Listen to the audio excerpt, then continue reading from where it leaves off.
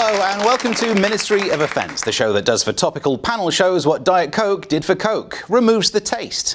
I'm your host, Stephen Allen. I'm going to start with a quick recap of the news you might have missed this week. Chancellor Rishi Sunak announced a windfall tax. He was worried he might seem out of touch when it came to the domestic energy crisis, and it's certainly true. It is easier to warm a home when it's a second one and it's in Tuscany. Boris has said he'll do anything he can to help the nation, so apologies if we have to stop the show at any point for a news flash about his suicide. Keir Starmer has been helping people save on their bills by turning off lights, keeping their curtains closed and their doors shut whenever he goes canvassing. The Sue Gray report is finally out. My feelings, anger, yes, but mainly jealousy. Vomit, fights, dancing. The big mistake here is that no one thought to sell tickets to help chip away at the national debt. The only parties I ever get invited to these days involve me getting cornered by some arseholes like one of the guests here, no offence. The last time I went to a party and someone was sick was because they ate too many Smarties on the Bounty Castle. Boris certainly didn't socially distance, yet all of a sudden we're acting like we didn't want him to catch it. Ricky Gervais' new comedy special has been met with much anger. You may dismiss this, but apparently it's so offensive that some people have been offended by it even before watching it. One review I saw was headed, "I watched this so you don't have to." Well, where the hell were you during Emily in Paris? A sponsorship deal with eBay means Love Island contestants are to wear second-hand clothes in the next series. It's actually described as pre-loved clothing. Sorry, but for me that conjures up an icky teenage memory of a balled-up terry toweling sock. Environment-wise, the show does set a terrible example. Due to the contestants' implants, when they go for a dip, it's yet more plastic in the sea.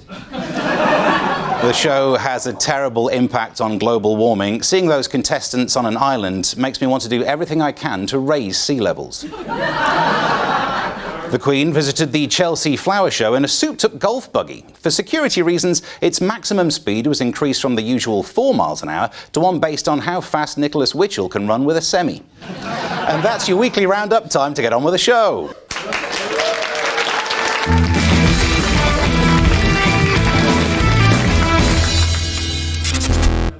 Of course, no panel show is complete without panellists, so let's meet the teams. Our team captain for the right grew up in a village with a population of just 400. When he left, his best friend, uncle, nephew and a cousin also left, leaving a population of 399.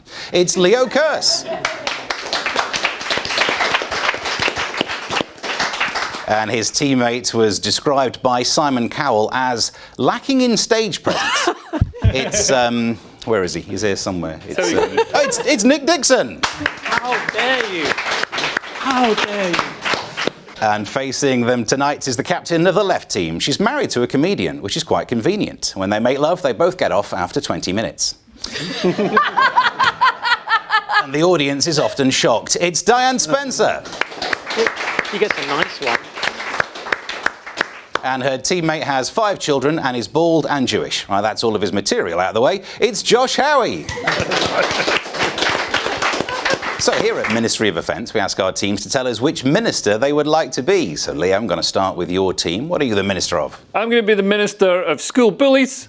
I think we need to bring back bullying in schools. We've seen in the recent school shooting in Texas, you know, it's terrible. But in all these instances, the shooters always come out and say, I was bullied at school. That shows that school bullies have got an innate ability to sniff out psychos. We should be arming the bullies so they can stop the psychos before there's any bloodshed. Interesting. Controversial, but interesting. And Nick, what would you like to be the minister of? Well, I'm Nick Dixon, everyone. I'm the minister for Dick Nixon. It's confusing. It's a confusing system. Leo was just talking about school bullies. It's weird. People in London, they always say to me, "Oh, your nickname at school must have been Dick Nixon, like the American president." That's when I can tell those people who had a proper education, all right? Because I went to a comprehensive in the north. My nickname was Pufter. Okay, it's a different school. For the Americans, I'm not going to translate. It's too rude. Now over to the left. Diane, what are you the minister of? Well, in recent news, Rishi Sunak, the Chancellor, has actually decided to tax the energy companies and has decided to give money to the poor. So I would like to be the minister of pretending you had the idea. Good catch on. And Josh? I'm going to be the minister of blurry photos. Basically what happened was I was at home, I was doing my job, and then old Jacob Rees-Mogg called and said, "Oi, Josh, you see him on the news, he sounds very posh, but he's actually all effing and blinding in real life. Like, oh, Josh, get in the bloody office." So I just had to quickly email it off, and I had to leave one of the people unblurred. But I don't think it had an effect. That's the introductions out of the way. It's high time we get this show on the road. So our first round is Clickbait. Yes, our first round is Clickbait, where we give each of our guests a news story and task them to come up with a headline. In true tabloid style, these headlines need to be punny, funny, or downright sensational. Basically anything that's going to draw you in as clickbait. Let's start with the left this week. Diane, I'm coming to you first with this story. A heartbroken couple who buried the remains of their beloved cat, Lucky, after he was hit by a car, was shocked when the cat turned up alive and well. The distraught couple buried the moggy, but the next day, when the actual cat walked through the front door and tucked into its breakfast, they'd realised they'd buried someone else's cat. What can you do with that? Oh my word. Cold pussy problems? Well, because obviously he's dead and he's cold, it's terribly sad. Cat survives being buried alive only to experience multiple strokes. Josh?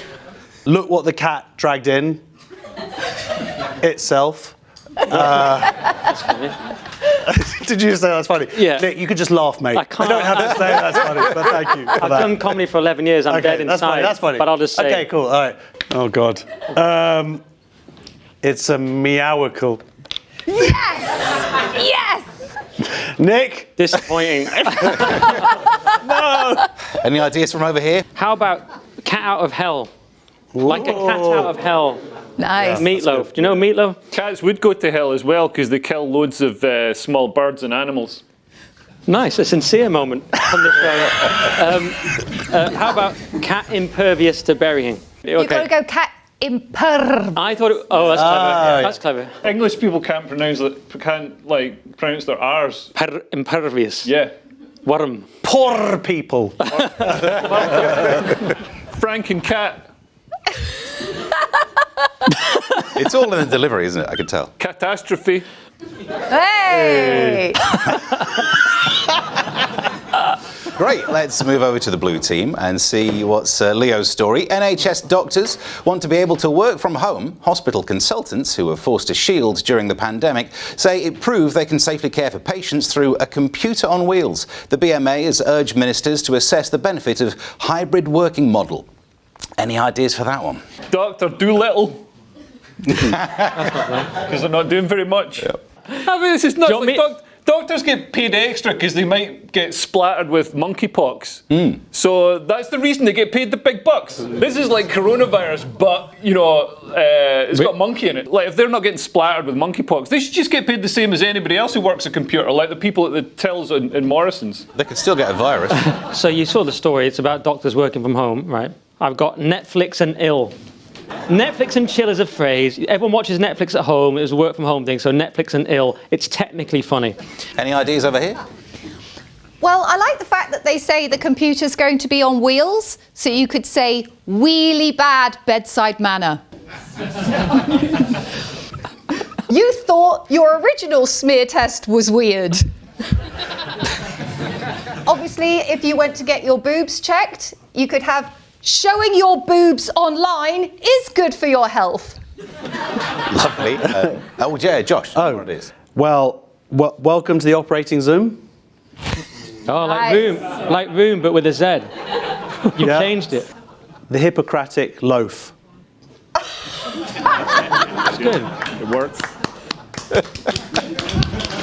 Thank you. Oh, you know how they call working from home WFH? You could have NHS, WFH, WTF? Thank you, Adam. I like that because you went, yeah. What does the NHS stand for? National Home Service? Yeah! Tory scum. How's it Tories? How's it Tories' fault? We're all all the nurses and doctors, they're all left wing. I don't understand why, because they make far more money under a private system But that's, that's what Also, why are you looking at us when you say Tory? We're not Tories, we're actually right-wing. Am I right? Yeah, that's right. Let's head back to the left. Josh, here's your story. Thousands of pounds of damage have been caused to a Birmingham fountain after a mystery prankster deposited thick white bubbles in the floozy in the jacuzzi control room. Birmingham City Council had just switched it back on following a £5 million revamp and described the incident as mindless vandalism. What can you do with that? That's good. Wow. She's forever blowing bubbles. Birmingham smells okay. Or Birmingham City Council are foaming. Yes! Nice. Because foaming means angry. Happy to explain them. Foaming! I feel like we've pressed the red button and got the commentary on all the jokes. Foaming! Fair enough. Let's see what's happening over here. Any ideas? Yeah, I'm forever blowing council funding. Finally. Well, wonderful stuff. And finally, let's see what Nick does with this story. A drug dealer has been jailed for 6 years after police discovered almost £30,000 worth of cocaine hidden in a Deliveroo rucksack. Adam Stevenson was found with 685 grams of the Class A drug, as well as £25,000 in cash stuffed into a sock drawer. What are your thoughts on that one? Yeah, I've got deliver. Woo! Because he's coked up. And happy to explain them all. Humble. Lovely. Leo? Instagram. He's like delivering it fast or something, and it's also some sort of... See, now you're doing what you told me not to do 5 seconds ago. The hypocrisy. It's the hypocrisy that bothers me. There's an urge to do it. What about backpack and crack? Let's hand it over to this team. Any ideas? Well, I did order a Coke.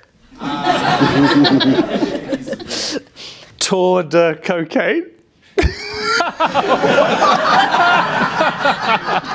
Well done, but there can only be one winner for that round. The winner is the blue team. Come on. 4 more years. 4 more years. Now it's time for a break, which will give us time to work out where Nick's got to.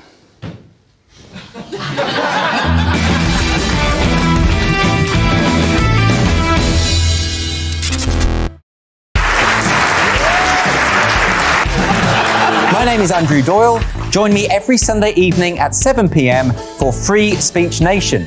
This is a show where we address current affairs and news stories of the week with the help of 2 wonderful comedian panelists. I brought in comics because I want to give it a lighter edge, and also they work for less. See you there.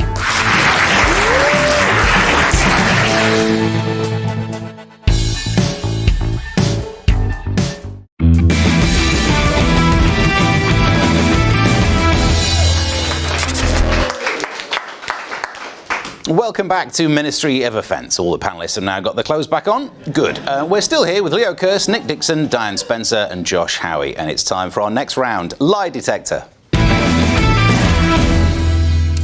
Our teams are shown some newspaper stories from this week and they must decide which parts of the story are true, which parts are false.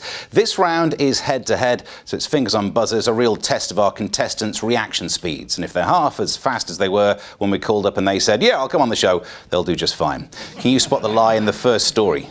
The government has been accused of wasting taxpayers' cash on absurd days out at a time when the British public faces the cost of living crisis. The Department for Transport spent nearly £19,000 on away days, including escape room challenges for team building, as well as a murder mystery weekend for team cohesion. I think it wasn't an escape room. They were escaping from Sue Gray.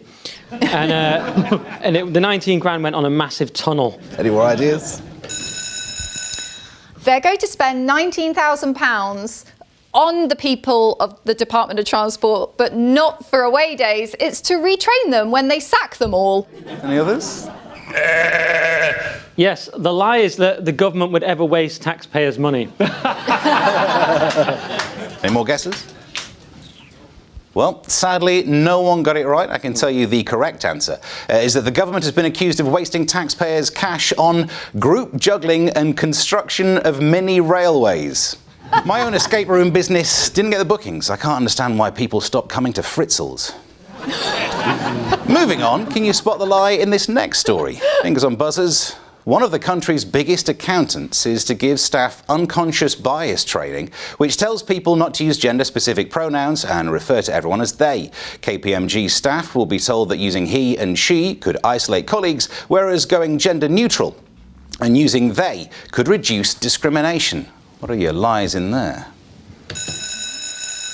I would say that they're being taught not gender bias training. I think it's how to spot a rich person training. So instead they're learning how to spot like Rolex watches, when you're wearing a pair of distressed jeans are actually designer, and when your wife has non-dom status. Very good. Not what we're looking for. Any other guesses? Are they being taught accountancy and financial consultancy type stuff? Because in a rare occasion of a business in the West actually focusing on what it's supposed to do instead of trying to do all this like gender woo-woo nonsense. You're just being ridiculous now. Yes, the lie is it's not one of the country's biggest accountants, it's a mediocre accountant. They're just going to train everybody to put paper bags on their heads so they're not judging each other, and then you only judge your fellow workers if they're fat. Sorry. Not right, thankfully. Are they getting conscious bias training so they don't need to knock out the employees beforehand? That makes a lot more sense. It's not the right answer, but Diane was closest with the rich people. You get the points. Ooh. Yeah, in actual fact, the staff are being given unconscious bias training to tell people not to discuss exotic skiing holidays, gap years, or private schooling. And I myself strive to be ever vigilant about unconscious bias. Hey, lads. This doesn't make any sense, because surely you'd want a rich accountant. Like you want to go to account and they're like, oh, I was just in the Seychelles. You want to see their Rolex. You don't want to go there and they said, oh, I went to the Lake District on holiday. I'm from the Lake District. How dare you? Exactly. I used that quite specifically. OK, so everyone, fingers on buzzers. Here comes our next lie-laden story. A leading advisor to the World Health Organization has described the unprecedented outbreak of monkeypox in developed countries as a random event that appears to have been caused by sexual activity at two recent seminars on sexual health in Spain and Belgium. What are the lies? Is it that it's unprecedented? Because it's precedented. We just had coronavirus. Anybody remember coronavirus? It's not what we're looking for.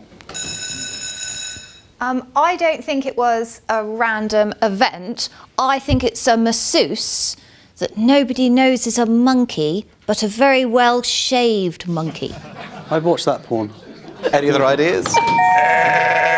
It didn't happen in Belgium, is what I'm saying, because no one has ever had sex in Belgium. Any other ideas? Yes, it wasn't a sexual health seminar. It was a seminar from Bill Gates called My Next Big Pandemic, lol. I never trust a man that's that helpful. You know what I mean? He's got like $300 billion and he spends it like trying to stop diseases, trying to stop malaria. I think it's a waste of money. If I had $300 billion in the bank, I wouldn't be trying to cure diseases. I would be getting Instagram influencers to eat teaspoons of my shite. I would watch that. Everybody's got a price. Totally worth it. I think that it wasn't at a seminar on sexual health, because I seem to remember reading a story about it being fetish clubs in Antwerp and Belgium. And it was like an actual proper fetish sexual festival. And of course, if you've been looking forward to this sexual fetish festival for ages, you're like, oh, finally, all the people who are going to dress up in rubbery horse outfits. I've been waiting for this all year. And then you go, oh, I've got a tiny little rash. Oh, it'll be all right. And they've still gone. So I think it's the location that's wrong. Your research paid off. That's the correct answer. Yes. The outbreaks have been linked to sexual activity at two recent raves held in Spain and Belgium. I mean, could it have jumped species through sexual activity? Maybe it's time for those zoo signs to say more than do not feed the animals. So here's your last lie detector story. Fingers on buzzers for this one. Kanye West announced a surprising new career move while making his Insta comeback. The rapper appears to be redesigning the MAGA hat. Kanye posted an image of the new crisp and clean design and captioned the photo, "Ya teams up with legendary Muji designer to redesign this classic headwear." First, that's not y, that's yay. That was the most white thing you've ever done. It's not the most white thing I've ever done, but it's up there. And also, Kanye has moved on from the MAGA thing ages ago. That's the obvious lie. He probably just said something like Pete Davidson's a dickhead or something, or Kim, where are my kids? One of those. The kids get that. Muji is actually a Japanese designer who makes very sleek and crisp lines, whereas all of Kanye's clothing is somewhat sort of graffiti, splattershod. So I would say actually the designer's wrong. He would much more be suited to someone like Gucci or Dolce & Gabbana, but they're currently working with the Kardashians, so that's probably not on the table. I am so behind on this story. I didn't know anything. It's not what we're looking for. Any ideas? Is the lie that he's doing it for Georgia Asda? It's a designer. Any other ideas? We've not got it yet. Yes, he's redesigning the McDonald's packaging. Is the correct answer. How'd you guess that? Yes, unbelievably, he appears to be redesigning the packaging for McDonald's. It's hardly the first celebrity to work with a restaurant chain. We all remember when Nando's got that sauce recipe done by Matthew Perry Perry. So well done. The winner of that round is It's a Boring Draw.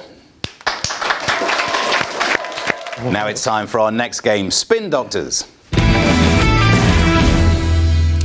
In this round, one member from each team will take on the persona of a public relations specialist as they defend a public figure for something they've done this week. However, during any press conference, the Spin Doctors are expected to be answerable to the public. So Leo and Nick will be spinning the first one, and Dan and Josh will be posing difficult questions.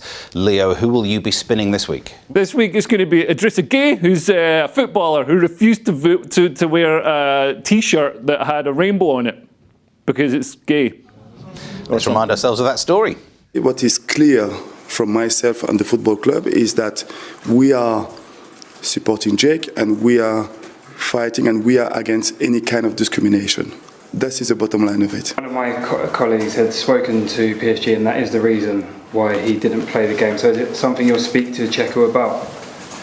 If this is the case, yes, I will speak to Checo about it, yeah. First of all, he's from a Muslim community in Senegal. Now, we all know it's amazing to be gay, and gay people are inherently great people, but not all cultures are the same, like Senegal or the north of England, right? I got called gay at school, not even gay, just for doing the wrong subjects. I did English, that was gay at my school. Honestly, I did music, that was gay, apparently. I did Stephen, that was that was amazing. But the point is, imagine you're this guy. He's already called gay. It's his name. It's got to be tough, right? You're going to Senegal. You're going home trying to prove to everyone you're a rampant heterosexual, and you're wearing a rainbow shirt with the word gay literally written on it. It's tough to explain.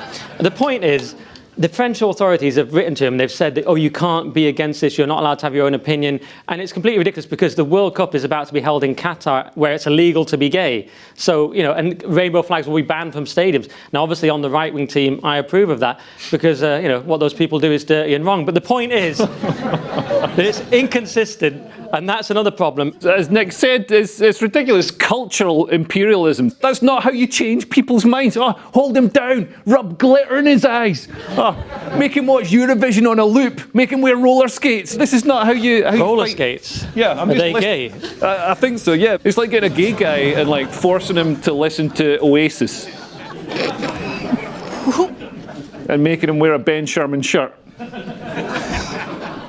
There's got to be another one on that list. Go, what is it? And go to home base. Oh, what a great weekend. But anyway, any questions? Idrissa, your client, wants to stand up for what he believes, which is completely understandable. But let's also look at the sponsors of his football team, who are Nike and Visit Rwanda.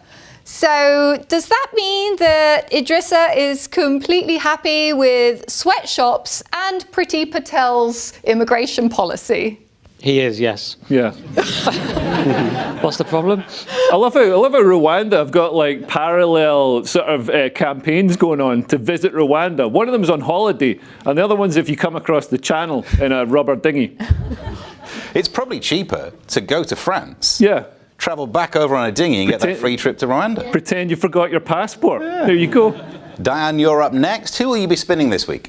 we will be spinning celebrity chef Jamie Oliver, who turned up to protest outside number 10 because Boris Johnson is going to let people have buy one, get one free deals at the supermarket.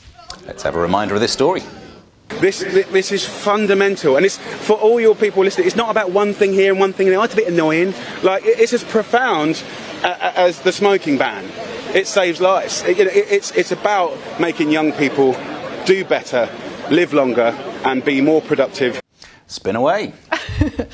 Right, let's all remember that Jamie Oliver is a very simple millionaire. He's a lovely lad who invented phrases like pucker tucker. He's not necessarily the brightest button in the box. And when he worked out that Eton was a school that Boris Johnson went to, and it's also the name of a pudding, bless his little cotton socks, you're all following me, aren't you? He put 2 and 2 together and he ran outside his house carrying his Eton mess. Josh? Well, I mean, look, he did a good thing. Like, he got all his people, he got 200 people, they made these Eton messes, they did their and then the nice thing was they went afterwards and donated all of them to homeless people, which is lovely, to feed the homeless. I mean, they're all diabetic now, but that was quite nice. And it is a serious issue, this U-turn. Any questions from over here? You want to bowl at them? Yeah, why is Jamie so against cheap meals, and why are you defending it? You're the left-wing team. Why do you hate the poor so much? We do not hate the poor. What we hate is the poor eating crappy food. In the words of Kate Moss, nothing tastes as good as skinny feels. But it's Leo's right as a poor person to eat junk, all right? And as a Scottish person, it's his dual right. What do you say to that? Yeah, you're being racist against Scottish people. No, this was a very English protest. We weren't around carrying a battered Eton mess. Any further questions? Well, both well spun, but ultimately it's up to me to decide who had the best spin, and I think that the most compelling defence was the right.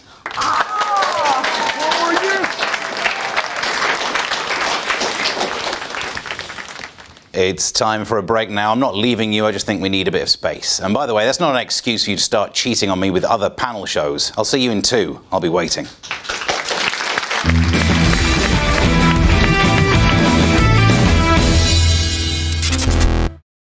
I'm Mark Dolan. Join me at 11 on GBNews for Headliners, in which I'll be joined by 2 of the UK's top comedians discussing tomorrow's papers.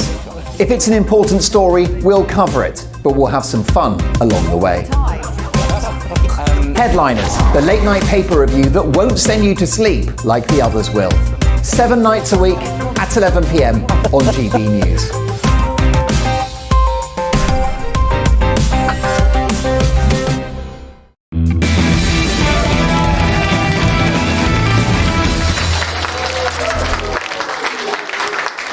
Welcome back to Ministry of Offence, where this week we've heard that no part of the country will escape this financial squeeze, except maybe the north. They may see less gas bill hikes as they don't have baths. But then again, the Ukrainian war has made Greggs more expensive, so we're still here with Leo Kirst, Nick Dixon, Diane Spencer and Josh Howie, and it's time for our next round, Anti-Social Media. Yes, this is Anti-Social Media, in which we take a look at online reactions to various world events and then ask our teams to guess who said what about whom. The teams will need to match each post to an event or the public figure who said it. Think of it as social media snap. OK, Diane and Josh, over to you on this one. Yours are all written about an event. Blank looks like Berlin High Street in the mid-1930s, way over the top, when countries flagging down the bottom of a drain. Any early thoughts? North Korea? Looks like Berlin High Street in the mid-1930s? Germany? Here's the next one, see if this one helps. The only things that are missing are the tanks. Is it the Russian army? Is it an angry waiter in an Irish restaurant who's delivered great service but isn't, getting tanks. Oh, yeah, it's a dialect Where's me joke. tanks? This is an Irish accent. Leo Kirst went to the same accent school as Michael Gove. Diane went to Loughborough University. There's no need to make it that harsh. Yes, they apparently have a university. And finally, see if this last one helps. Blank UK, right now. Help, my eyeballs are vomiting. If this was a house paint, I'd call it Hint of Third Reich. Any of that helping? It's I love the UK, right now. But it's obviously... Don't give him the point. It's obviously... Well, let's see if he gets it right first, Josh. I How do you might know know the the answer? answer. I said... I'll Read the make- news. I'll make It is their go to answer first. Go on. Nick, shout the answer out before Okay. you do it. It's the flags on Regent Street. It's what? Flags on Regent Street. Oh. It's amazing, isn't it? The UK flag, this is the country we're in now. The UK flag on the Queen's special day is fascist. How mental is that? That's awful. It looks really pretty down there. It looks really fun. There's flags everywhere. And Yeah. it's really joyous. Saw these flags, everyone's Zeke-heiling. It's really cool, Yeah, man. and what's wrong with fascism anyway? Smiling. Well, I can tell you, it is the right answer. It is about the flags. Yes. I got that. Right, Leo and Nick, here are your posts, which are all about someone or something being discussed on social media. Here are your tweets. Take a look at these. The Matrix has a sense of humour. That's from one of the agents in the Matrix. He's like, join the Matrix, it's really cool. Yeah. But according to Elon Musk, we could be living in the Matrix. We are. So everything's a simulation. Can we relive this one again? Why, Yeah. Any ideas from over here? Is it something to do with you think your cat's dead, so you bury it, and then your cat walks back in because it's a glitch in the Matrix? Deja vu. Here's your next one. See if this one helps. Sir, you weren't supposed to admit that. no, that's George Bush. So he went up. I don't know if you saw this, but he said there was an unjustified and brutal invasion of Iraq. And then he corrected himself and changed it to Ukraine when he was right the first time. The result is an absence of checks and balances in Russia and the decision of one man to launch a wholly unjustified and brutal invasion of of Ukraine. Iraq, too. Anyway, 75. Yeah, it was a relief to see that it sort of plays in his mind, whereas Tony Blair looks like he's just absorbed it into his bones and it's turned into this sort of like werewolf of guilt. Well, the winner of that round is it's another draw.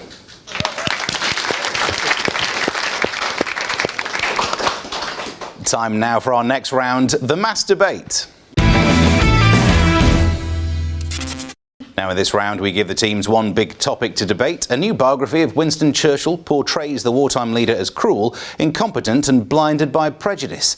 Let's hear what the author has to say. During his actual life, he was seen as a very divisive opportunist and right-wing politician. And this is acknowledged even by Boris Johnson in his book on Churchill.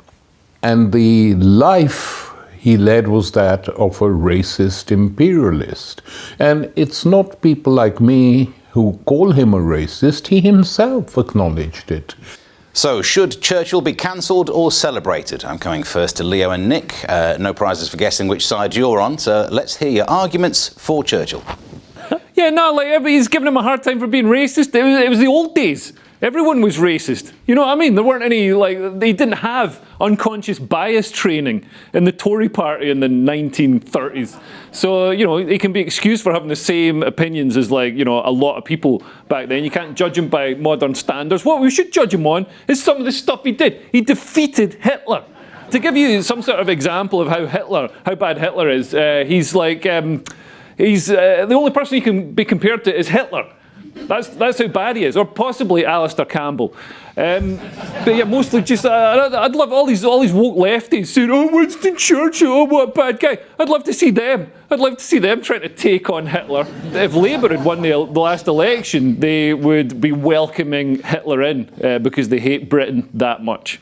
Yeah, I mean, look, as soon as you find yourself saying, yeah, Churchill defeated the Nazis, but you've already lost the argument, basically. I mean, Churchill also, let's remember, Churchill was an aristocrat. He didn't have to bother doing any of this. He could have just, gone on a hunting weekend and shagged his cousin. It's what those people do. But he bothered to save the free world. And he did all this while drunk. What most people did is fall asleep with the lights on and all their clothes on. He won a war. Thank you. Yeah. And some of the quotes, I've got some of the quotes from him right here. So he says, if you're going through hell, keep going. And that's helped me with the filming of this show on many occasions. Compare that to the quotes from his contemporary, Boris Johnson. Boris Johnson says, voting Tory will cause your wife to have bigger breasts and increase your chances of owning a BMW M3. Actually, that's a pretty good quote. Well, Dan and Josh, what do you have to say against the man voted by the public as the greatest Briton of all time? Well, let's be honest, Churchill was a racist, and you can say, oh yeah, but everybody was racist at the time. Yes, but not everybody was Prime Minister at the time. And if you have a racist in charge, it has a knock-on effect. He would agree completely with what Priti Patel is doing, but be massively confused by her herself. Also, Churchill did have an issue with Gandhi. And let's remember, Gandhi was the most peaceful man on the planet. Troublemaker. When Gandhi went on a hunger strike, Churchill actually said, let him die. See Gandhi as if he's some sort of like Jesus figure. Gandhi had his own issues. Yeah, he slept with underage. He slept with underage girls. He wasn't even in a 70s rock band. He had no business doing that. And also, one of Gandhi's first legislative victory was a racist one. He arranged for Africans and Indians to queue separately in the I think it was in the post office. I think it was in the post office, but that sounds too made up. Okay, so Gandhi and Churchill were racists. Yeah, it's almost like everybody in the old days was racist. But also, look at the statue of him. Like, Churchill's in blackface. It's disgusting. Well, that was a challenging mass debate, but there can only be one winner, and that team is the blue team. Now it's time for our next round, Troll Patrol.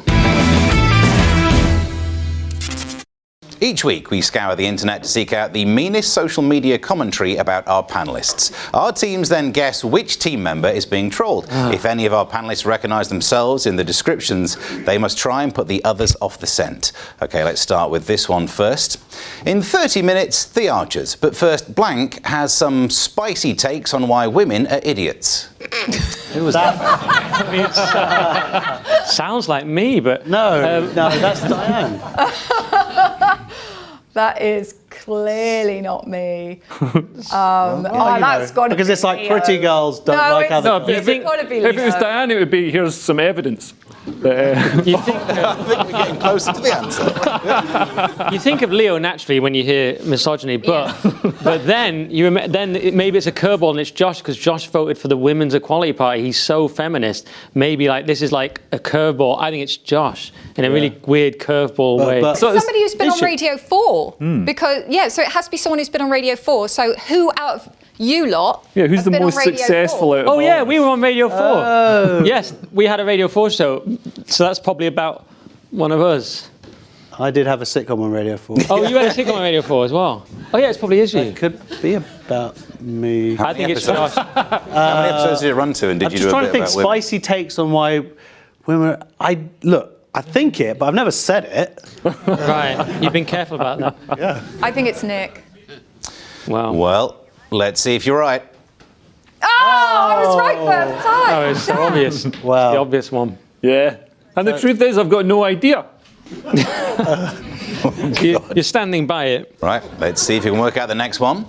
At GBNews, #headliners can be good when discussing the nip. You need some knowledge and balance, not blank, wailing about Brexit, claiming blank over it when blank anything, but... and the chair just adding to the whinge. Stay off it if it's too hard. Crass. Man, this is why Twitter should have a character limit that's shorter than this. That was like an essay. This is definitely one of these two because they're always banging on about lefty things on our... Because that's our other show that we do, Headliners, and me and Leo say cool stuff, and these lot say like, ooh, lefties. So it's definitely Josh or Diane. But the chair adding to the whinge, okay. The chair might mean the host, or maybe the chair. But why is it crass? Well, it depends where you crass when you said it. I believe this is you. Oh, really? You don't think it's you? Why are you so convinced it's not you? How do you feel about Brexit? It's Diane. I don't go on about it. It's Diane because of the way she said that. It sounded like somebody trying to put somebody off the scent. Interesting. No, it'll be Josh. But also look at the name. What is it? Josh is always whinging about the Northern Ireland Protocol. I've said this about him. Shut up about the Northern... Surely the person who is going on about the Northern Ireland Protocol would then know something about Brexit. And just checking, you guys didn't vote for Brexit. I voted for I want democracy to be represented, unlike you guys. I voted Remain, but now that I've seen what people who voted Remain are like, I want to go back and change my vote. Let's find out who it was about. Oh, God. Brexit was such a stupid thing! It was so stupid! Anyway. On to the next one then. Let's see if you can work out who this is about. Love watching you, mate, but you need to get yourself some new clobber. Always see you wearing the same blue and black shirt, jacket. Get GB News to throw a few extra quid your way. And then someone replied to this one saying, you dress like you sell mobile phones for a living. That's got to be Leo. What are you talking about? That's got to be Leo. Look how he dresses. Who's going to buy a mobile phone? I look like a solicitor. He's dressed like, come on. Can I just check? This What are you says doing? car phone warehouse. I look like a low-level solicitor. You're dressed much more like you sell mobile phones. I look Come like on. I'm regional manager for car phone warehouse. You look like you sell. You look like you sell mobile phone cases on the street. Go on. Yeah, but they're refurbished. They're like refurbished. Yeah. Vintage and It's a vintage. refurb. It's what's it? I've unlocked it. You sell unlocked phones on the high street with that jacket. It's Leo. Nick. It's got to be Nick. It's Also, gotta be blue Nick, and black jacket. Did you go out and buy a new blue and black White jacket? shirt. So blue and black shirt, yeah. So you went out, you saw the tweet, and then you went out and bought yourself a white shirt. So the final answer, you're all going Gotta for be Nick. Let's see if you're right. What? I forgot about that.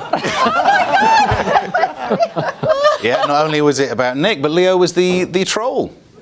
Yeah. But I did get him back. I said he looked like he'd been kicked out of a coral betting shop for loitering. Well done, everyone. We have a psychologist waiting in the wings to remind you that you're not losers, although, strictly speaking, one team is, because the winner of that round is the red team.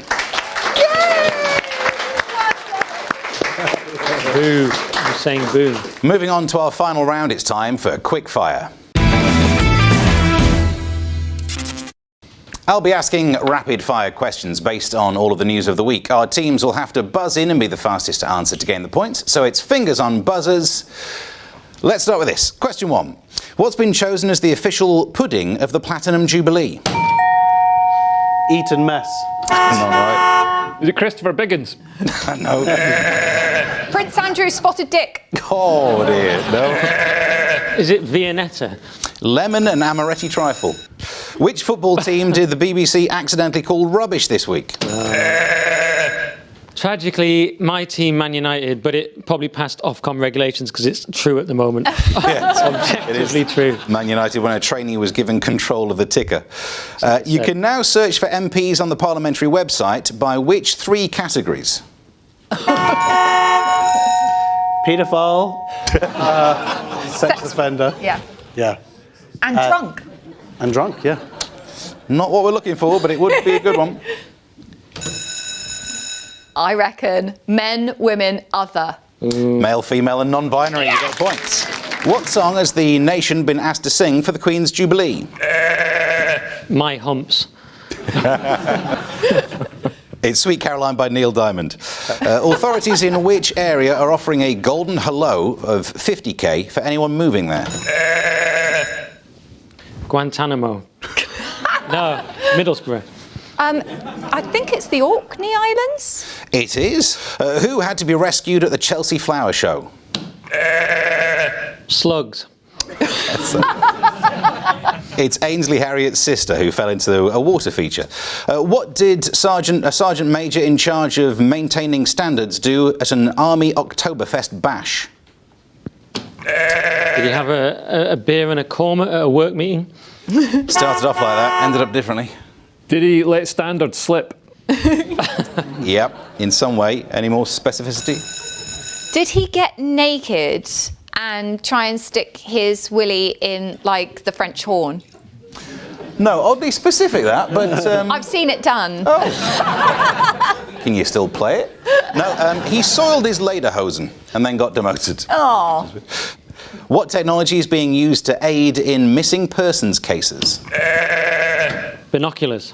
No, it's a scannable QR code that shows a 3D image of the person.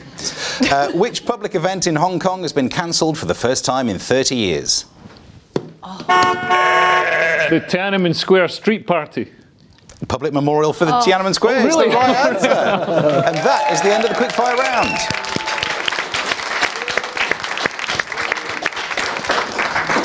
And that means, sadly, we've also reached the end of the show. Congratulations to our winning team, the Blue Team. Come on. Victory. To the winners, your prize is to go to a premiere with Tom Cruise. And the losers, you won't be going away empty-handed. You get to go to a premiere in with Kevin Spacey. Thanks to our team captains, Leo Kearse and Diane Spencer. And to our guests this week, Nick Dixon and Josh Howie. I've been your host, Stephen Allen, and we'll be back at the same time next week. See you then.